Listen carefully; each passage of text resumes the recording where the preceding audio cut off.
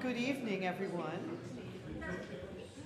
We are absolutely delighted to welcome you to the first evening event of this year's Bach Institute. We've already kicked things off with a stimulating afternoon conversation last Saturday on the cantata BWV 123. And now we are thrilled to welcome our guest speaker, Adrian Anantawan.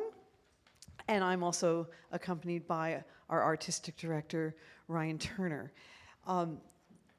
As you may know, if you've been following us, at the Bach Institute, we like to ask some pretty probing questions about how the music of Bach relates to our lives and what we do. Last year, we were exploring the question, is Bach for everyone? And I think we found a number of different facets of answers to that question. This year, we're asking a question, what does Bach tell us about how we live together in community?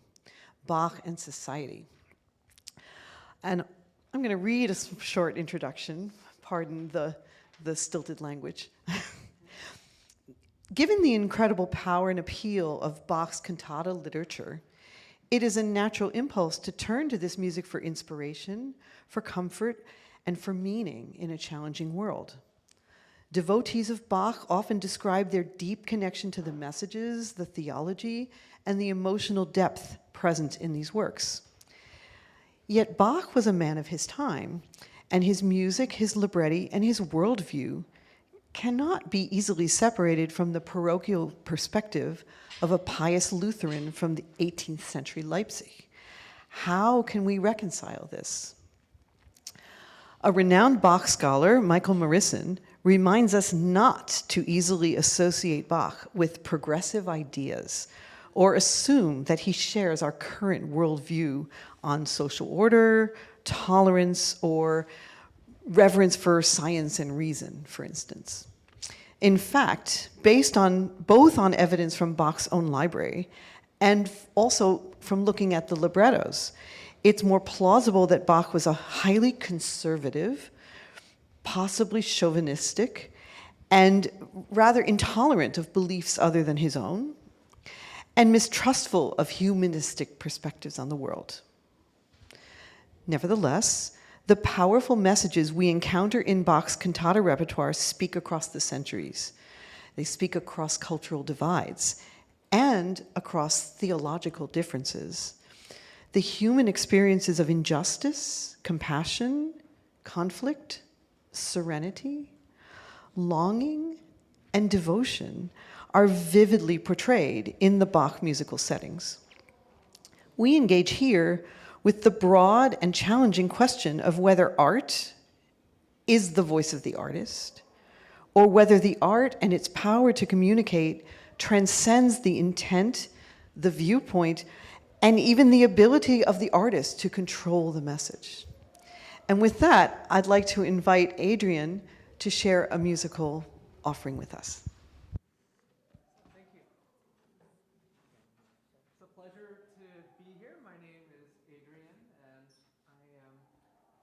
Honored to be a representative and the artistic director of Shelter Music Boston. Before I talk a little bit more about our organization, which has been in existence for about 15 years, starting in 2025, I'll play a piece of music for you. One of my favorite movements from the violin sonatas and partitas for solo violin. This is from the third violin sonata, and it's incredible to think about Bach as someone who could contain something so universal within an instrument that, at least on the surface, seems so simple. We have 4 strings here, made of wood, horsehair, a stick, and all of a sudden we're able to use these tools in service of, as you were just saying, longing, conflict, imagination, and love especially. So this piece of music, I wanted to just talk a little bit about it technically. It has a really interesting sort of self-accompaniment aspect to it. Even though the violin is primarily a melodic instrument, Bach found a way to allow us to accompany ourselves, to, of course, the great detriment of our technical facility. But what you'll hear is just a really beautiful sort of heartbeat that happens in the very background of this movement that just keeps on going.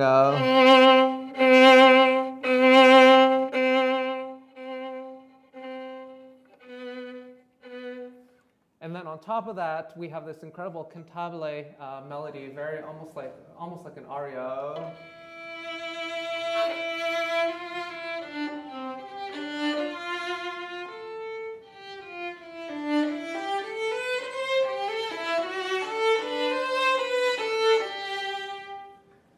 And then harmonically, everything in between. It starts off very solemn and I would say just very non-conflicted at first. It has a very and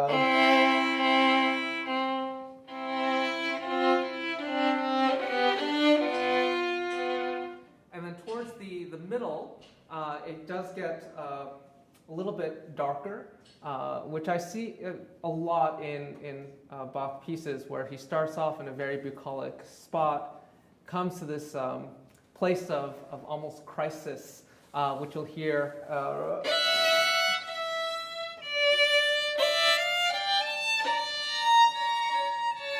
sort of towards the middle. So I would love for you to listen to that as well, and we'll go through this emotional journey together. So this is the Andante from the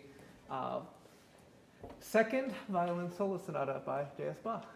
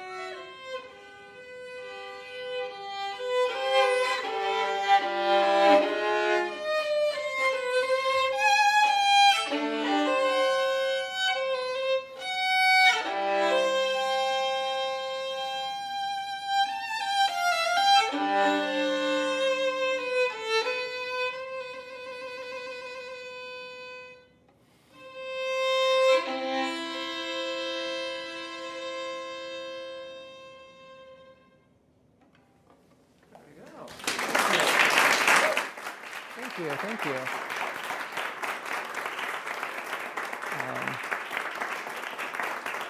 Thank you. So I'm really here to talk about the transformative nature of Bach, and I think music in general. I'm not sure if some of you came here at the end of the day. The sun is down and feeling a little bit fatigued, or perhaps even just experiencing some of the winter blues. And I'm curious if some of you felt uplifted, transformed, changed, perhaps just taken outside of some of those feelings and emotions after hearing that. And if you had, this is the exact type of transformation and engagement we're seeking with the audiences that we serve here in our community. As I was saying, Shelter Music Boston has been in existence for the past 15 years. We deliver over 80 concerts a year to homeless shelters, substance use recovery programs throughout Boston. And the philosophy of our organization is really just finding the highest quality of performances for folks who are going through perhaps the most challenging times of their lives. Our founder, Julie Levin, always talks about when we encounter folks, especially here around Boston, who are homeless or in really challenging situations, how we look folks in the eye and really see their humanity. And I think that what we do as artists is we take that a step further.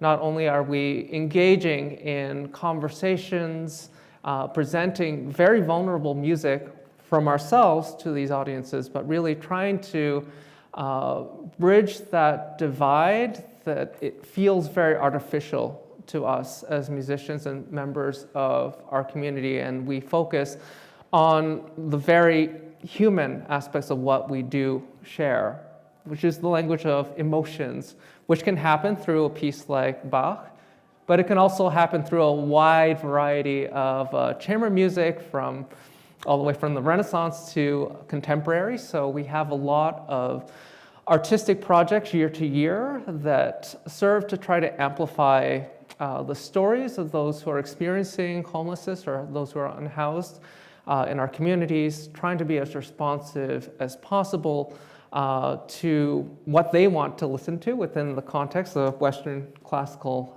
instruments. And at the same time, really find as much consistency as possible.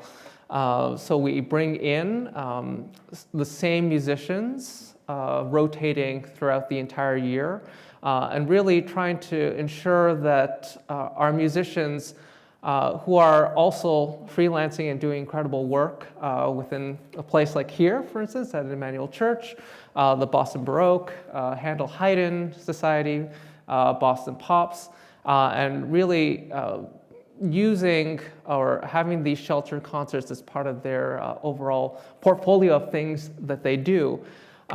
We think about the idea of in shelters, for instance, we'd want the highest quality healthcare professionals, staffing, to be able to aid in the support and recovery of these individuals. And I think that it's very much the same philosophy we bring to every concert that we have. So what we're hearing in Symphony Hall or a space like this will be the exact same music that is hopefully transforming these spaces that feel inhospitable and not places of home into a place of belonging. And as I was saying before, we've done this for the past 15 years. It's been an honor to be able to serve as artistic director over the last 4 years. We have our team right here in front. If you have any more questions, Carrie, Sarah, and Katie. But I'm looking forward to more of this conversation to come, and thank you so much for having me here.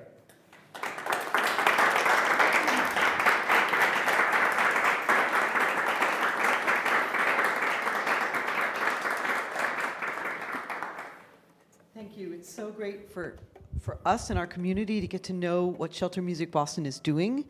And as some of you may know, the Bach Institute is going to be challenging ourselves to try something similar with some of the communities that are in residence right here in Emmanuel Church. There are quite a lot of shelter activities that happen during the weekdays. For all the years the Bach Institute has existed, we've been up here on the second floor making music, and people have been downstairs receiving food and warmth and companionship, and in some cases, access to art supplies where they can explore their own creativity and feel that they themselves are creating meaning. We're excited because we're going to take our music to them on Wednesday morning, and on Wednesday evening, looking ahead to our next event, we'll have some of those artists from that program here to speak to us about what their work is like, what their lives are like.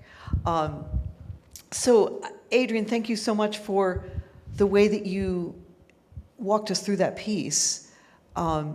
What I'm hoping for the rest of our presentation tonight is to ask more questions about what specific things Bach says about how we live together in society. And Ryan and I are going to make reference to some pieces, some movements, some cantatas that we're very familiar with. We'll look at the texts. We'll, I'm sorry to say, not hear the music. We'll describe the music. And we will, I think, explore that level of how the humanity transcends the sort of formalities of the compositional method.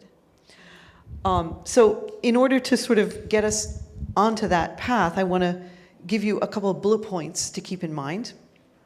In fact, I regret now that I didn't set this up to put it on the screen, but I might put it up later. But for now, I'll just read them to you. What I see as Bach's priorities are a right relationship with God, which leads to upright dealings in community.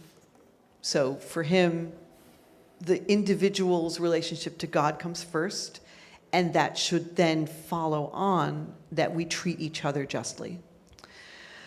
God's mercy is held up as the ultimate model for behavior. And there are several pieces we've been exploring this week, and some we'll discuss tonight, that definitely lead us there. Bach sees society as being rightly ordered with a benevolent, just ruler or government at the head. So something that we must confront when we look at Bach cantatas is, for Bach, a hierarchical society is a good society. And I think if we, again, remembering what Michael Morrison was telling us, we can't expect Bach to be someone who believes in equality, necessarily. But we will explore whether the music can help us see something that speaks more poignantly to our present day democratic organizations. He believes in a hierarchy modeled on heaven. On the other side, greed and sinful desires pervert the soul and the proper order of society. And that is a topic that he returns to many, many times. This particular aspect of a disordered society and what causes a disordered society. People who do not behave justly with each other is a topic that certainly is explored. People who mock God's word or are hypocritical in their faith are a scourge on the world. So we will highlight some of those.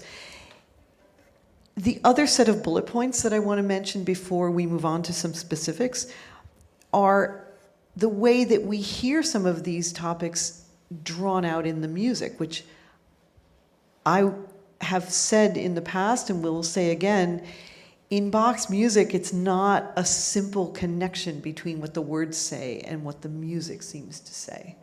So I think it's important that we're very attuned, very alive to how those two things interact.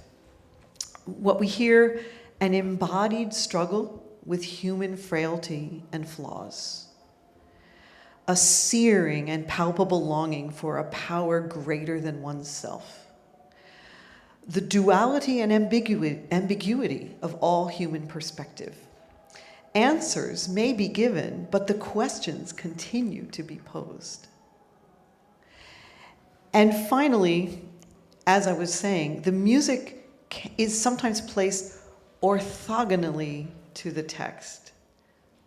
I like big words. What I mean by that is they're sort of at right angles, right? They're not in parallel. And they can be congruent at times, but they can be contradictory in others. And even without hearing someone, I should just say, you will hear many of these things if you do come to our showcase concert. We will be highlighting many of these pieces. So in the end, it's a teaser. Come back. So our first topic, and now I will populate the screen as my computer decides to wake up. Here we go. The first topic is charity, caring for the needy. And I think if you think of religious music, you think of going to church and hearing the word of God. I think many of us naturally expect that we'll be told to do good for others, right? Sometimes people are frustrated when they look at the Bach cantatas and they're like, why doesn't he talk more about this? It's not a huge overarching theme in Bach cantatas. In fact, Ryan and I had some fun pulling out some of these, and I'm going to kick this over to you, Ryan, to talk a little bit about that composite cantata. Oh, sure. Is this the microphone? Yes. Hi. So, gosh, it's been 3 or 4 years now. It was right after the pandemic, and I had come across a piece by Indian-American composer Reena Esmail, who lives out in LA. The piece is called This Love Between Us.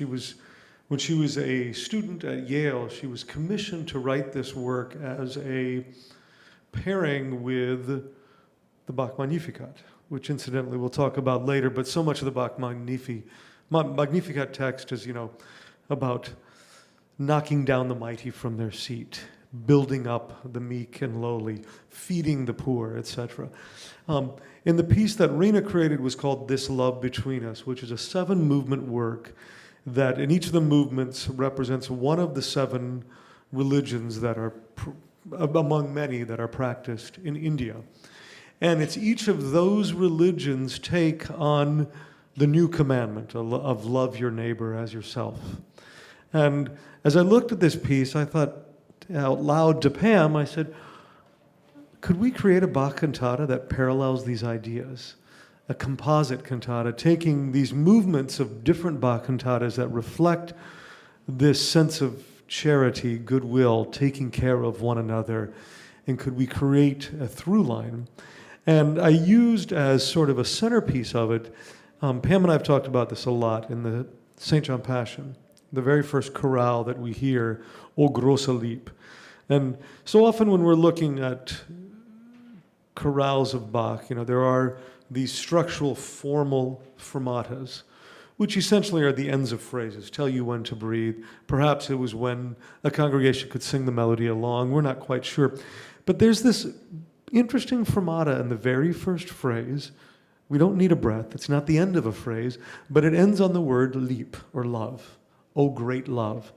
And that is a fermata that has always intrigued me and compelled me to take extra time when conducting this piece, because to me, that's what this whole big journey is about, is this great love, regardless of one's faith. And that's those are the issues that Rina Esmail addressed in her piece, This Love Between Us, that has, it represents Muslim, Hindi, Jainism, Zoroastrianism, Christianity, and two others that I'm not coming to mind right now.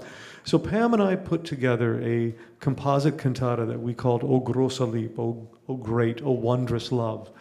And it was a two-part cantata that began with this chorus, and the idea of goodwill towards one another, taking care of one another, breaking the bread for the hungry. You'll notice that the text is from Isaiah, and there are not as many references to the Hebrew Testament in Bach cantatas. So the fact that this cantata, which does continue to focus on the subject of charity, it's a bit of an outlier in Bach's works.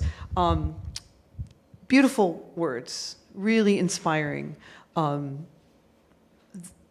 imagery of sheltering, feeding, sheltering, clothing, sacrificing what you have to give someone else what they need, right? And then, of course, good things will happen for you, right? That's very nice.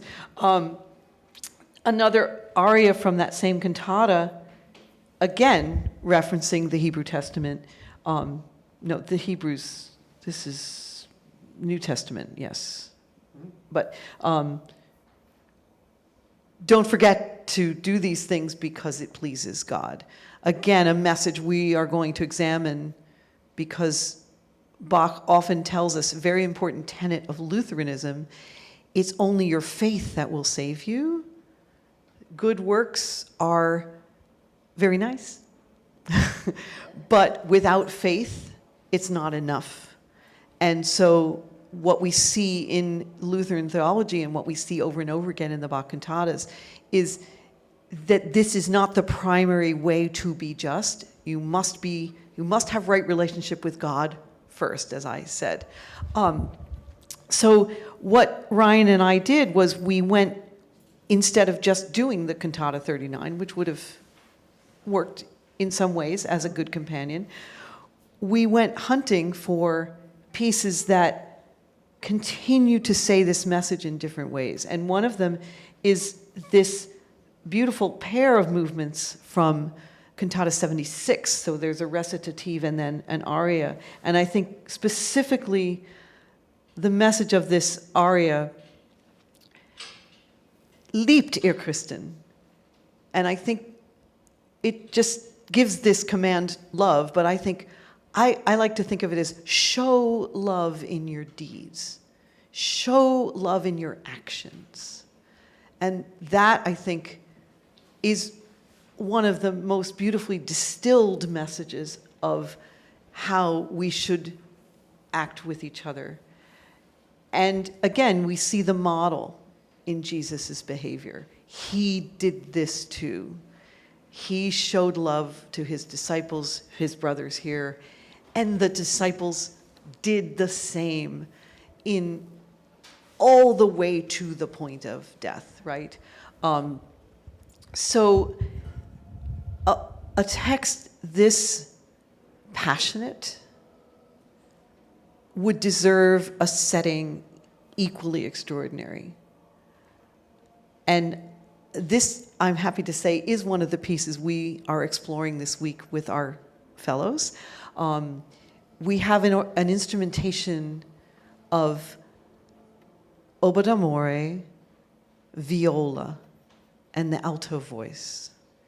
And it's in a sort of a beautiful, swaying 9/8 pace with beautifully rich, saturated harmonic events.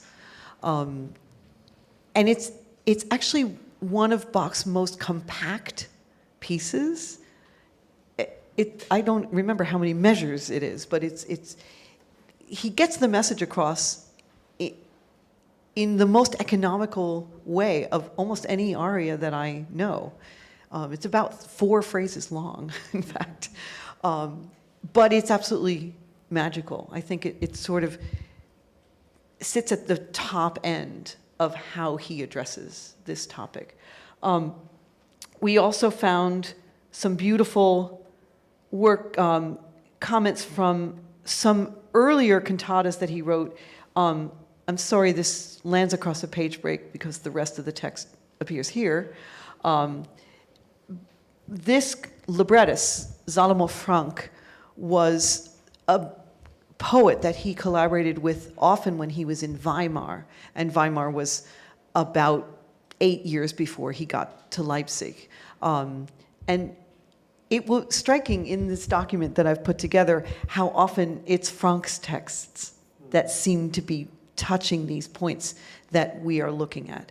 But you'll notice that in this cantata, this very beautiful aria,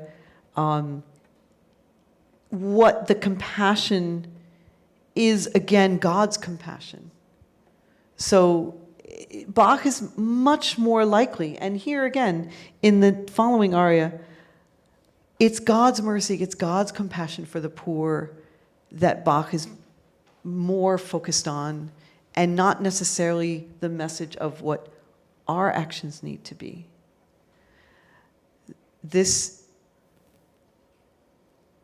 can be, we can go in two directions here. This is why I was warning you about those bullet points. Right now, I'm challenging all of you with something that I would never actually ask my students to do, which is I'm asking you to look only at the words and not listen to the music. It is a mistake to interpret Bach just by looking at the words, right? Because the words are very declamatory. They basically tell us, they're commands in many ways, right? But the music deepens it, and I'm gonna see if Ryan wants to jump in there. Sure. Let's take, for example, this aria from Cantata 186A. Is that one that's up? Which one? Yeah, oh, the one that's across the page turn. So, I'll hold this mic up, sorry. And similar to the aria from Cantata 76, there's, musically what happens is I feel like it envelops the listener, it envelops the ear, it envelops even the performer, like an embrace in some fashion. Long legato lines in the tenor aria, when he talks about his works of grace, aus seinen Gnaden, there's this sort of cascading line, and it's almost as though you hear and feel the streams of mercy coming down. And the other thing I would say about all of these is that, and I might be in conflict with Pam here, it's not the first time it's happened. While we need to look at the text, and we need to sort of imagine what this music is doing, but the other thing that I'm always reminded about this, and when we put this composite cantata together, was the idea of the universality of taking care of one's neighbor regardless of faith. And while we cannot look at Bach as some progressive who's how we apply it to our daily life and read it literally, I do think in some ways that's our job here at Emmanuel, is to figure out how do we in 2025 apply 18th century Lutheranism and these texts, which some of them are even older than that. How do we make it real? How do we make it real to our society, real to our daily lives, and how do we challenge ourselves in these things? And I'm drawn to the line here in the last four lines, there we are, where the impurities become pure, the spiritually lame walk, the spiritually blind to see, they see this brilliant light of grace. And I think, back to Pam's point, is this idea that God is showing us all these things, but it is through our actions that they're shown to the world, regardless of one's faith. That the idea of the universality of love, not of religion, not of faith, but of universality of love for one another, is shown through our actions and the way we treat one another. And I think Bach's music, regardless of the time frame, shows us that harmonically, gesturally, the sound world he creates. I think about the aria that you mentioned from Cantata 76, which really is for viola da gamba and oboe d'amore, but we're using the modern viola with it. And I was talking to the instrumentalists about this. There's this one point in the piece where they've been doing these imitative kind of rolling roulades. And they're somewhat canonic, they're imitating each other. And there's a point toward the end of the aria where they come together for two absolutely perfect sweet measures, and they're in thirds, and there's this sense of finally coming together, and it precipitates the next line of text for the alto. So regardless of the time, regardless of one's faith, the idea of coming together and the universality of love is how this music speaks to me. And I'd like to bring Adrian in at this point. Surprise. Just because I think as much as we're going to keep walking through these various themes about Bach and society, I think really our question is, how does this music do that, right? What are the elements of the music that crack open our hearts, that make us feel an emotion? And I ask this partly because not just Bach, but classical music in general is sometimes perceived as being ivory tower, kind of, only for rich people, only for educated people. It's boring, it's passé, it's old-fashioned. But you're bringing this to the shelters. You are making an offering to help make people's lives better with it. And I'd love to hear how you see that working. Sure. So I think that it's interesting when we talk about charity, and as you were just saying, there seems to be hierarchical nature to that word. Good deeds that sort of feed back upon to us in positive ways. I think is something that when we think about it in the context of our concerts, we try to present our work with the greatest degree of, obviously, heart and skill, but also humility, too. I think that we go into these spaces knowing that it is an honor for us to be able to present this music to these audiences. I think that helps the quality of our music. I think it also sort of flips upon this head of, like, as you were just saying, the ivory tower idea, where it's just throwing the music down at you and you can catch whatever you want from there too. And the way that we really try to get to that level with our audiences is to engage in as much dialogue as possible. Our concerts are highly interactive. So like what I was doing beforehand, just speaking a little bit about the music, breaking it apart. We'll ask questions of our audiences right after even one movement. We don't need to play the entire thing, and then people reflect afterwards. And I think that in my experience, we realize something incredibly deep about the music through hearing feedback from folks who may not necessarily have heard a lot of Bach or Mozart, and to hear it from the perspective of not only fresh ears, but also from an experience and vantage point of those who have gone through a lot in their lives. We talk about the music of Bach, and we think about the nature of Jesus within this religious context of understanding the nature of suffering and passion in some respects. And these are folks who have really experienced very deeply forms of suffering that we may not necessarily be able to comprehend, and yet at the same time, as we present this music, we can start beginning to understand the depth of their experiences reflected in our music and our interpretations. So generally the way that our concerts work, we have around 6 or 7 shelter sites or substance recovery sites. And we do all of these concerts within a week, generally. And I always find that as our musicians start their first concert to the last, we become better musicians because of the feedback that we receive. I remember stories even last August when I was doing a concert, and we routinely solicit feedback, written feedback from our audiences at the end of every concert. It's like a survey. How did we do? What can we do better? And one of the women at the Woods Mullen shelter, the question was, how did you feel before the concert? And the woman had written that the entire day that she wanted to kill herself, essentially.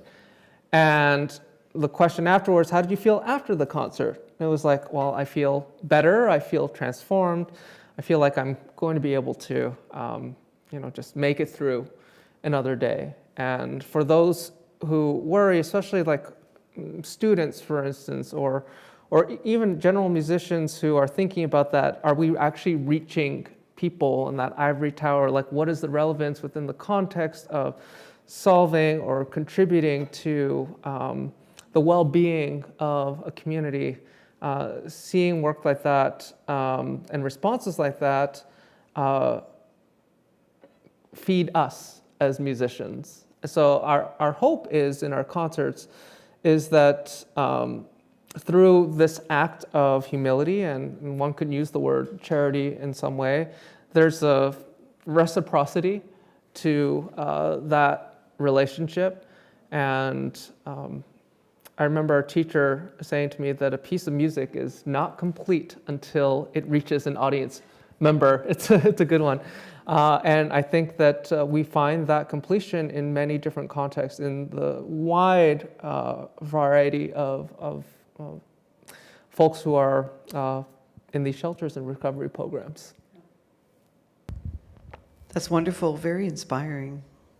I hope particularly to the fellows, yeah. I think that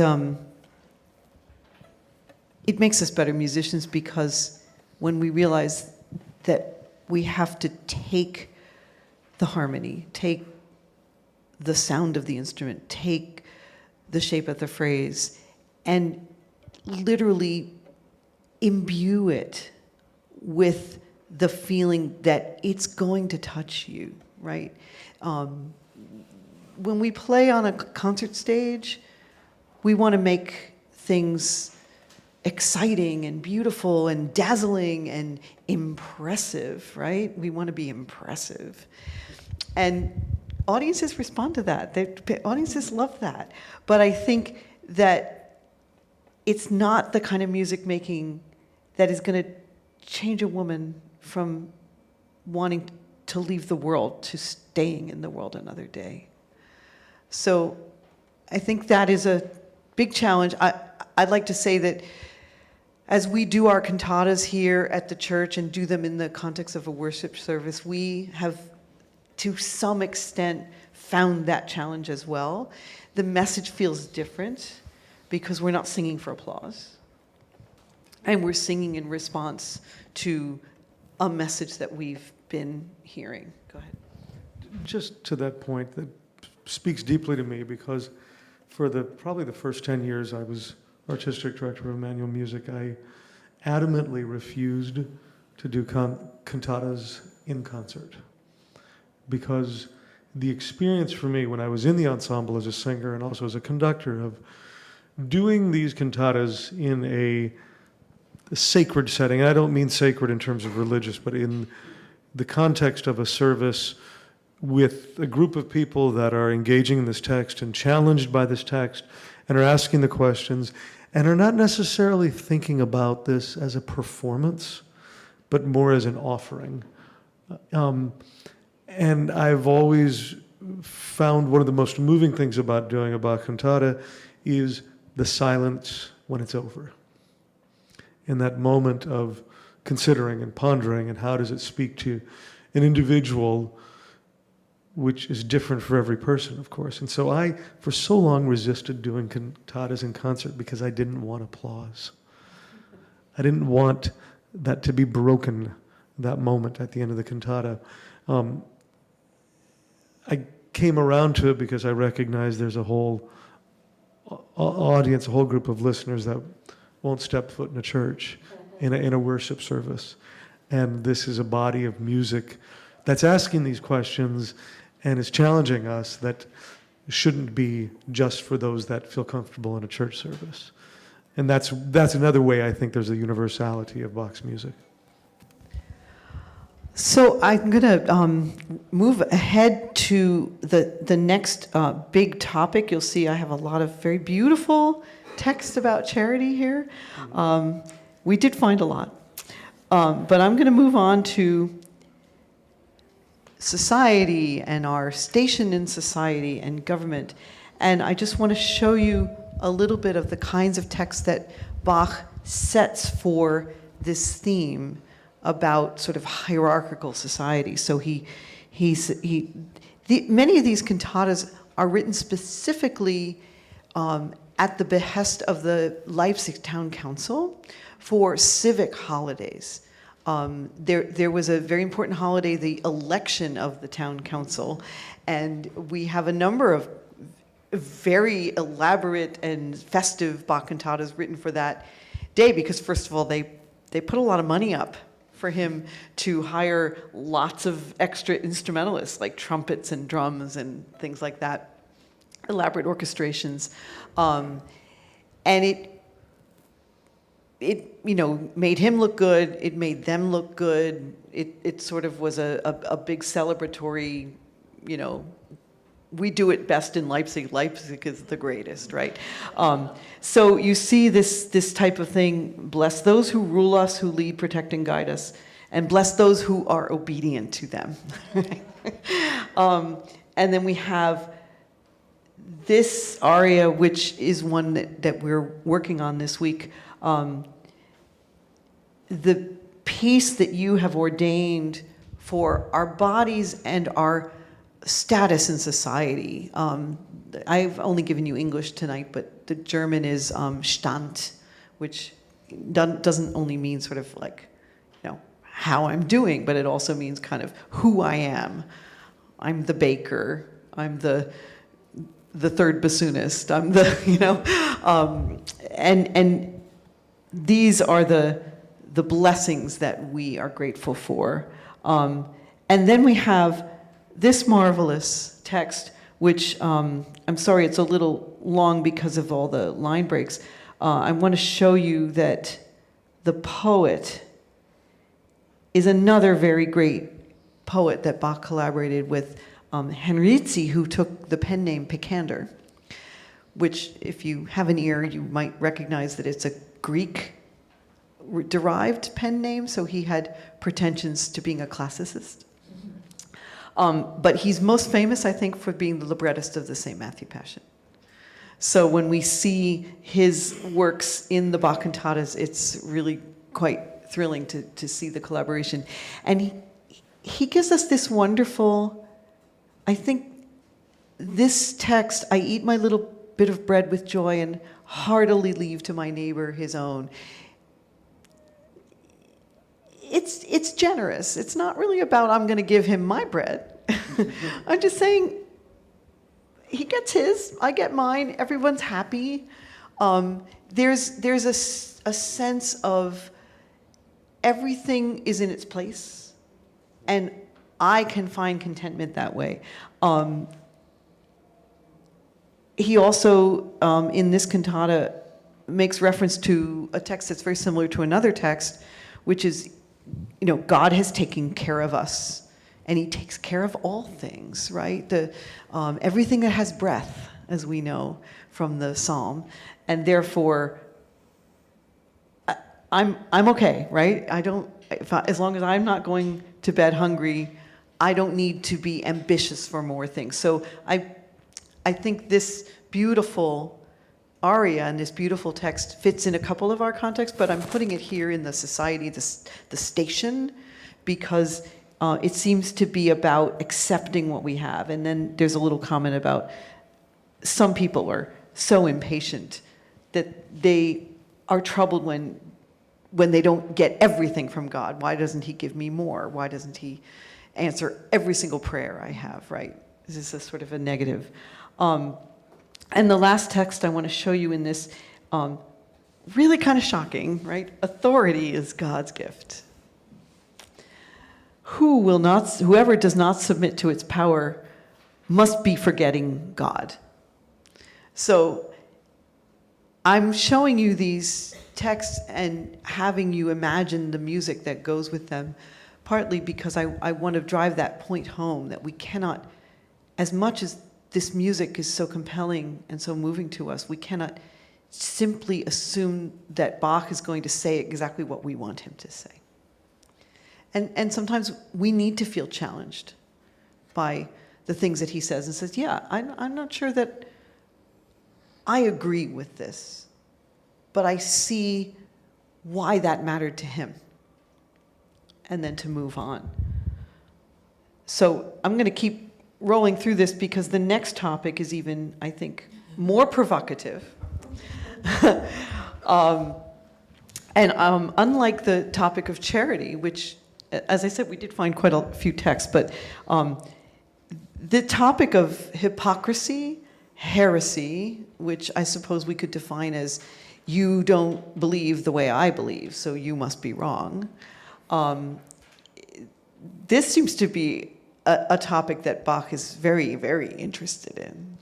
And there are quite a lot of pieces about those other people, right? So I find this a very interesting text. And by the way, Adrian, this is a spectacular violin obligato, this piece. When you hear it, you have questions that linger about what does the violin represent exactly in this piece? Is it the heretics themselves? But the line, the quote at the end, what the heretics say, these people who are perverting God's word, they are proclaiming defiance. And that is quite a shocking thing to leave us on, right? Then we have false world, I don't trust you. I live among scorpions and snakes.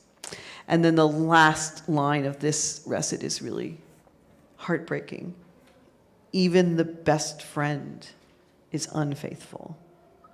So there's a sense of real isolation here.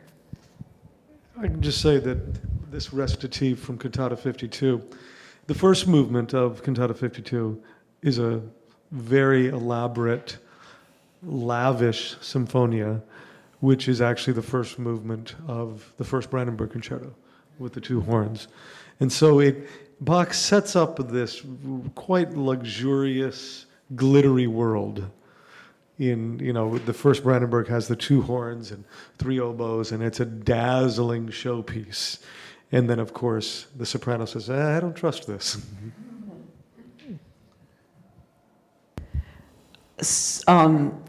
Then here's another aria that we're studying this week from the very, very great Was frage ich nach der Welt cantata, one of the cantatas that we had the honor to perform in Bach's church in Leipzig this past June. And this cantata, which is built on a chorale, is constantly asking the question, what do I need from the world? I basically don't need anything from the world if I have Jesus, but all those people out there, what's wrong with them, right? And it almost goes point by point, this one's about pride, this one's about power, and these people are about greed. So the world is deluded. Even your riches, your good, and your money are trickery and counterfeit. You can count your money, Jesus is my treasure, right? Now, I think just to flip back to talking about the musical setting for a few minutes, and again, I'm going to invite you to come on Sunday and hear the beautiful performance that our fellows will give of this aria. You can read a text like this and think, wow, this is a very strict kind of hectoring, preachy kind of piece. But what Bach shows us is the delusion. It's a flute solo that's highly chromatic and meandering and doesn't settle anywhere harmonically. So instead of out there pointing your finger, what we feel is that we're being sucked into that very world, that we get lost because we can't find stability in the music itself. And the singer, instead of sort of separating herself from the people she's describing, she's lamenting. And again, kind of getting caught up in it. The flute, on the other hand, can dazzle us with 30-second notes that go by so fast that you can hardly believe what you're hearing, and it's kind of like glittering, chinking coins, the money, right? So I think this piece is a really compelling example of how Bach deepens the message of the text by bringing our experience into the first person instead of that sort of third person out there. I think the aria with the violin is different, but this one I think really personalizes how frightening and troubling it is to live in a world where this kind of misapprehension of where value lies is the norm. I don't know any world like that. But, so I'm going to skip through the rather spectacular text from Cantata 170, and I'm going to jump down to our last topic, which is, in fact, as Ryan mentioned, the Magnificat. This program that we're building for Sunday is somewhat centered on the Magnificat, which is a passage from Luke when Mary receives the message that she will be bearing the Savior, Messiah. She goes to see her cousin, Elizabeth, and she's filled with this sense of grace, and she says this amazing hymn where she not only references he has regarded the lowliness of his handmaiden, right? My own humility. But she goes on to tell us amazing things about how the existing world order will be overturned, right? So that's why I say overturning the social order. So what we have, for instance, the mighty are cast down, but the humble are lifted up. And this text that you're looking at here, you might be thinking, that doesn't sound like the Magnificat I know.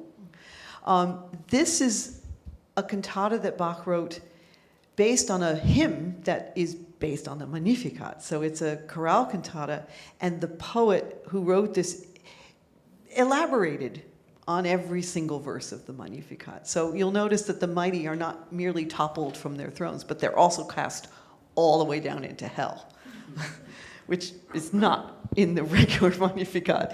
And the humble are exalted all the way up into the stars in heaven, right?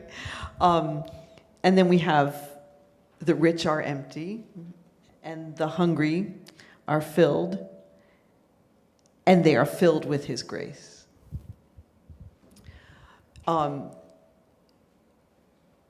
The power, yeah, and then I think the Magnificat text, yeah. So the regular Magnificat texts are here. This is translation from the Latin. He has brought down the powerful from their thrones, lifted up the lowly. He has filled the hungry with good things. and sent the rich away empty.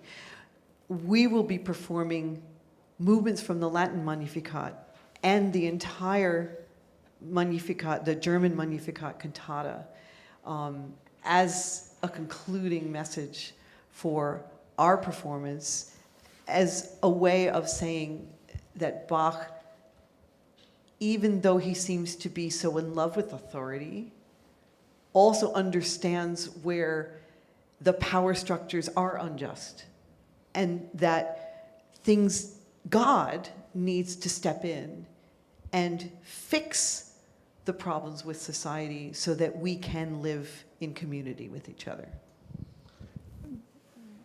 I take heart in the fact that the way Bach sets the Magnificat, as well as the German Magnificat, the Cantata 10, Meine Seele erhebt, is perhaps some of his most literal text painting. Much of Bach cantatas, what was the word you used? Orthogonally? Orthogonally, where they're not always congruent, or they're at right angles, or sometimes what's happening musically is working against the text, or you've got to dig deep to find some meaning. Sometimes I think of Cantata 54, the great alto solo cantata, Widersteher durch der Stunde. The opening movement is one of the most beautiful, appealing, sensual, sultry pieces, and yet he's talking about the allure of sin and drawing us into it. The Magnificat is very sort of on the nose and in your face in the way that, and I, maybe being an optimist, think that was Bach's way of speaking to the authority or letting his congregation know what he really felt when he talks about the casting away the mighty from their seat. And the text painting is so incredibly literal and evocative. And one of the things we actually talked about in the coaching, I think, Pamela, was you said that this is in some ways his most operatic of music. And I think there's an audience he's pandering to some extent. It's interesting to imagine, and I, again, sort of enticing you to come back on Wednesday evening. Our rector, Pamela Wernz, has done extensive thinking and writing about the Magnificat text. So among the many things that we hope to cover in Wednesday's session is some of her thoughts. So she is one of our panelists. To hear her thoughts about the radical nature of the message of the Magnificat. And I think it's really a perfect framework for our asking the questions about what do we take away from Bach's music about living in society together? How can we take that message and turn it into action? All this Magnificat text is saying what God has done, but the music is telling us more than that. As I was saying, the music is personalizing. It's putting everything in the first person. These are our experiences. And we can also bring justice, bring compassion, bring right relationship to the people in our immediate communities.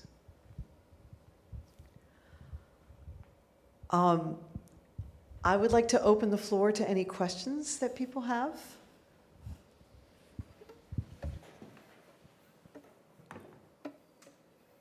There's a special movable microphone that I can walk around, so.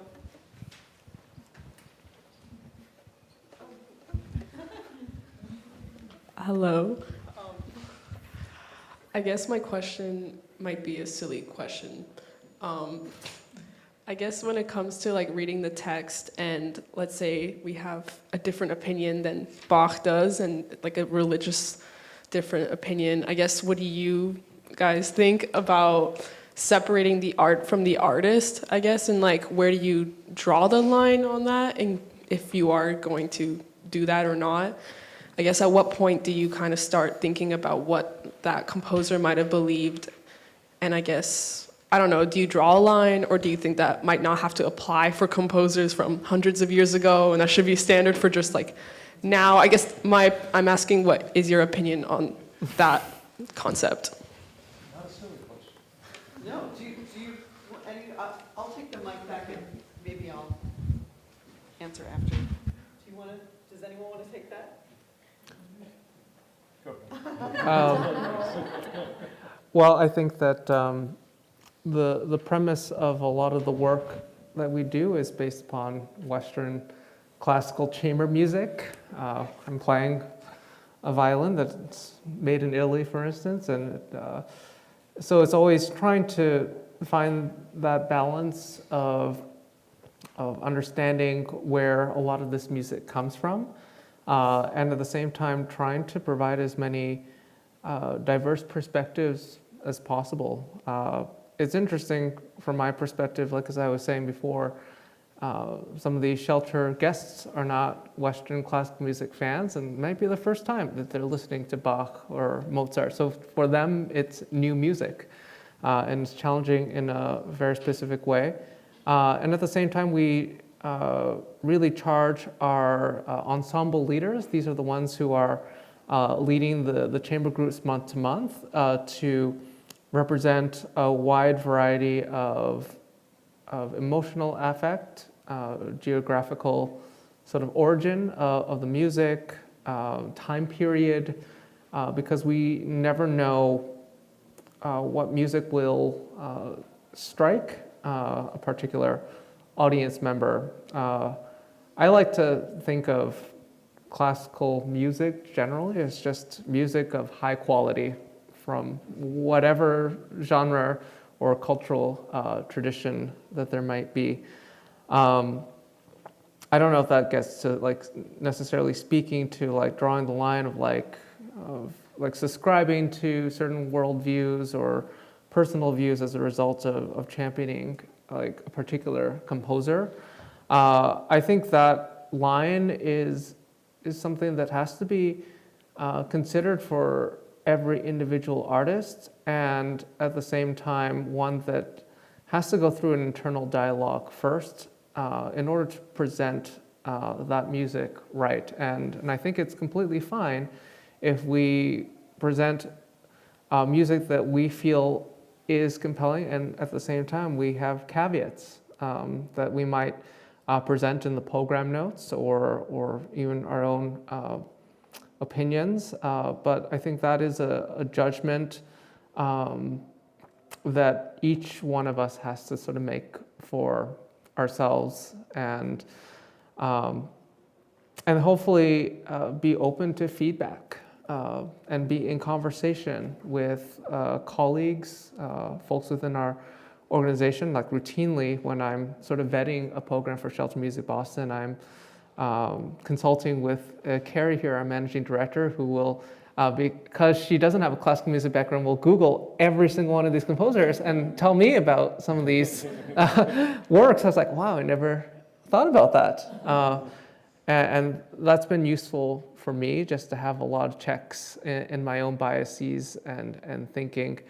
But it's complicated and definitely something that is a huge responsibility of like what we present, and that privilege of being on stage or at a shelter as representatives of this music. So a lot to consider.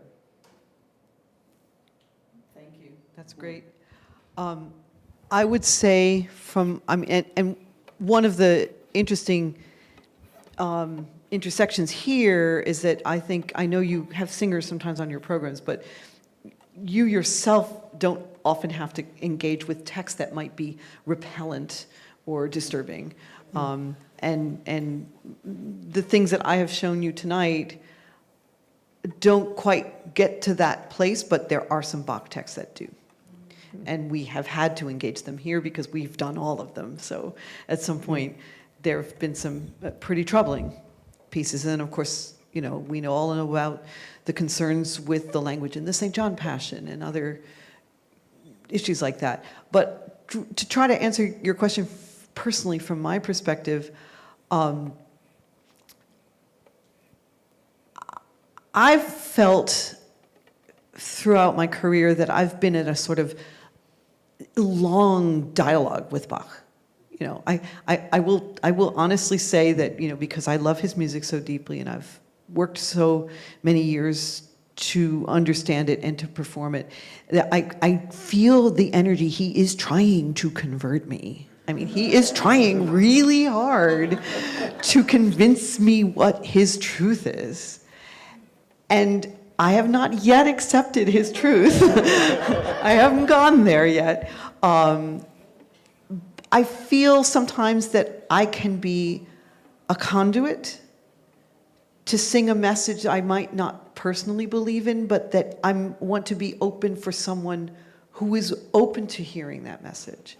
I think that's a very interesting way to work with music like this, is to say, I don't necessarily have to assent to everything, but I have to make it a pathway so that someone who's open to hearing the message hears the message.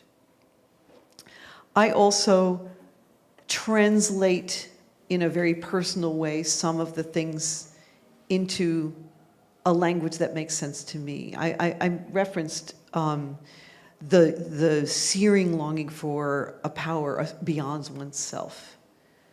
And if one doesn't hold a personal deity, it is still possible to understand what that longing is.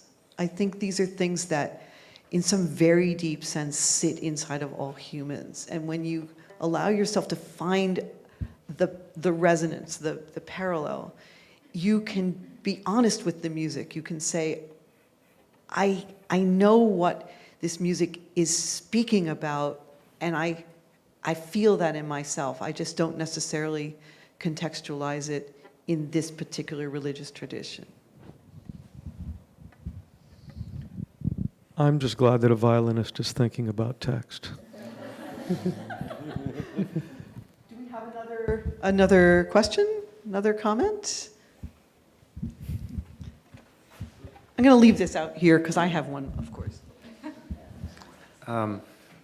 Still formulating the question in my head as I go, but it's kind of more of a historical one in terms of, like, I guess I'm curious because having been confirmed in the Lutheran Church, like there's a lot of teaching within the church about like the Reformation and its role in history, and in terms of like the fact that like the ideas of the Lutheran Church in terms of shifting away from like the whole thing about like works theology and having to earn forgiveness for sins versus like your forgiveness is already earned, and so as a result, like getting right your relationship with God and repenting and accepting that love is like sort of paramount to, you know, the whole works and all of that. Like there's an idea that like these ideas at one time in history were new and very radical and very dangerous. And I wonder, like, you know, we think of the things that Bach, maybe like the Bach talking about like his views and like those views that we view as like conservative now. Like, is there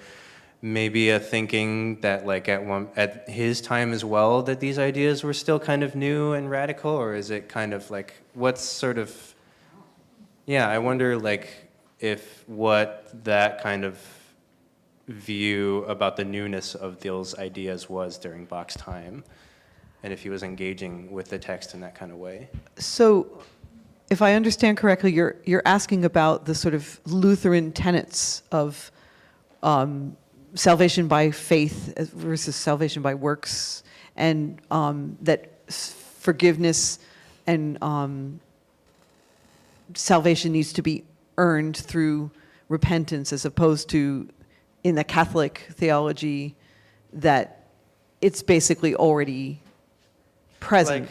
Like we were talking about like this sort of engagement with texts about like the importance of hierarchy and accepting that kind of thing. Like, are these like, are these ideas sort of maybe more more new in Bach's time maybe than they are now? Well, I'm going to try to answer that succinctly if I can. Maybe I can't. I want to preface this by saying, not a historian and I'm not a musicologist. But there were two threads of Lutheran thought that were very present in Leipzig during Bach's time. One was sort of the Orthodox Lutheran theology, and the other was pietism, which was a much more personal, very highly emotional. It relates a little bit to the sort of evangelical traditions in our country now. And there are scholars who debate at great length whether Bach was interested or sort of moving towards pietist thought, or whether he stayed in the sort of Orthodox tradition. I don't want to wade into those waters. The pietism, which was really focused on this very, very personal relationship to God, and this, the I open my heart, öffne dich, mein ganzes Herz, and stuff like that. Those were somewhat new in Bach's time. The other threads that we see, especially the things that seem more dictatorial, I think are more in line with the orthodoxy. But again, he's choosing his texts. We unfortunately don't know so many of the librettists, so we can't understand how the librettos were created, whether Bach had influence, whether he sat with the librettist and said, I need an 8-line aria, and I want, the rest to touch on these 5 biblical passages that I have studied. We don't know that. The musical settings are so extraordinary that it's very easy to think that Bach is curating his texts exactly as he wants. But we can't know that. And again, scholars look at the body of libretti that we have and group some of them in that pietist category and others more in an Orthodox category. So I think it somewhat answers your question. So it's kind of like, it's a mix of both, kind of. Like. Yeah, there was definitely a lot of ferment in the little region of Lutheran faith that Bach lived in. Yeah.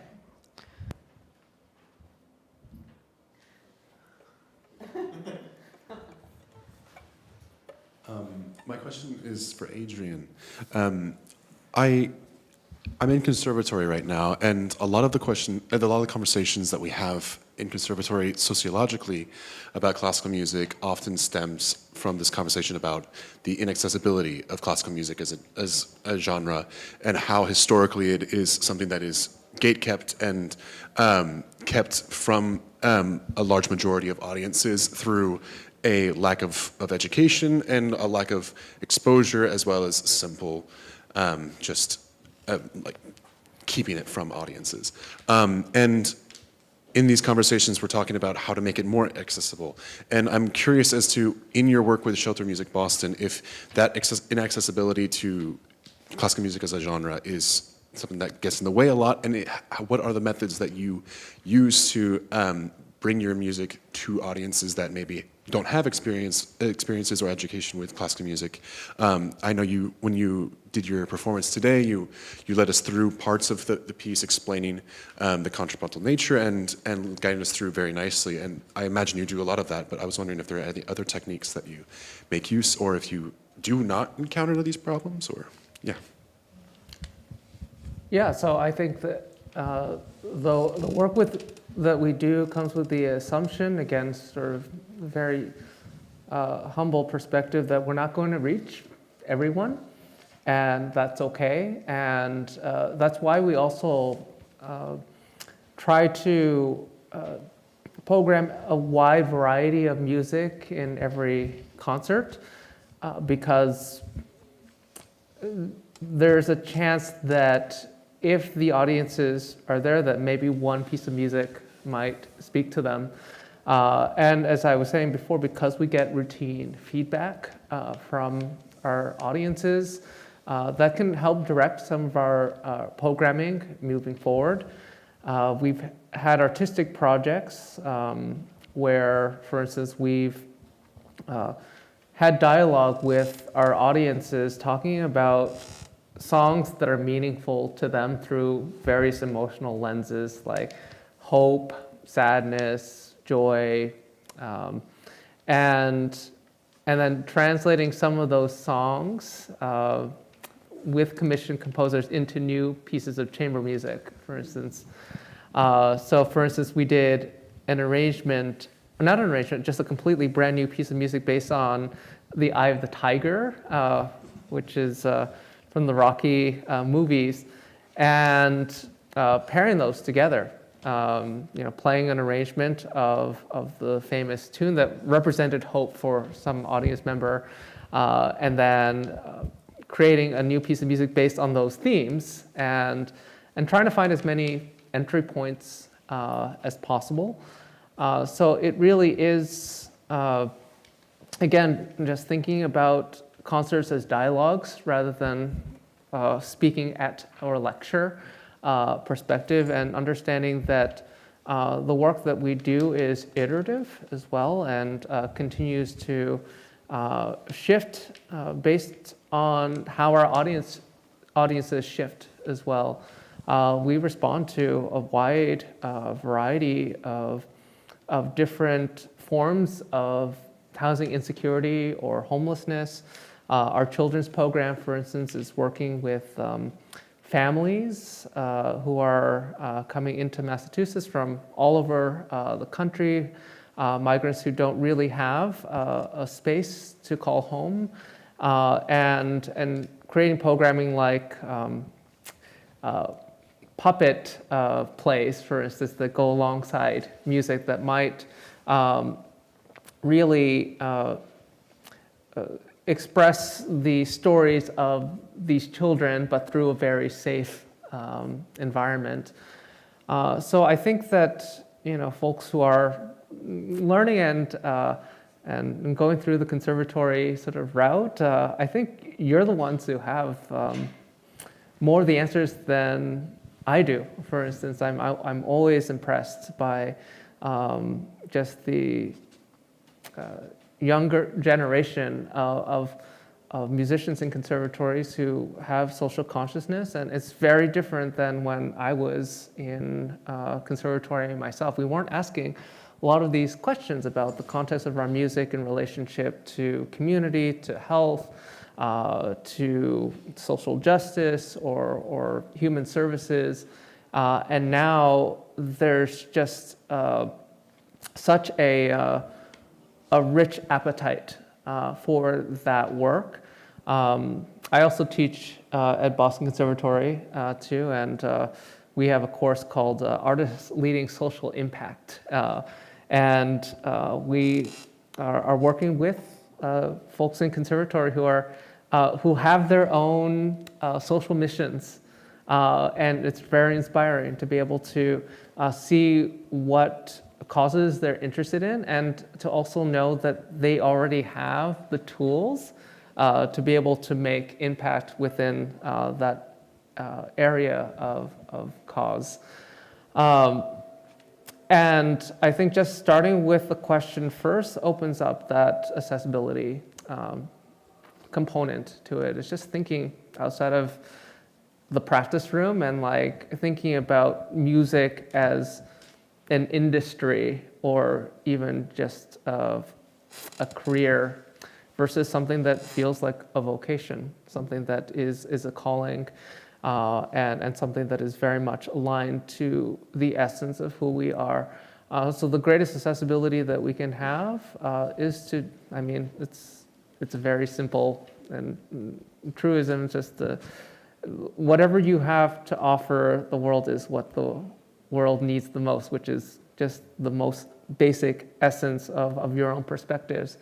And to be okay with that, and to be provocative about that as well, as we were just saying before, like in terms of your programming choices, do things that you believe in, and think about it deeply, of course, within the context of community, teachers, colleagues, fellow students. And I think that just, that process alone opens up that accessibility when you're actually trying to reach audiences that are far away from where your own personal experiences are. And in music, we always, like as a violinist, I was also always told to play to the exit signs, which is right there. And it's like, I think that idea of like playing to the person who is the most different from you, as like a perspective or as far away as possible from you is a philosophy that I think we have within our organization as much as a philosophy that we try to instill in all of our musicians and especially young musicians. Thank you. Of course.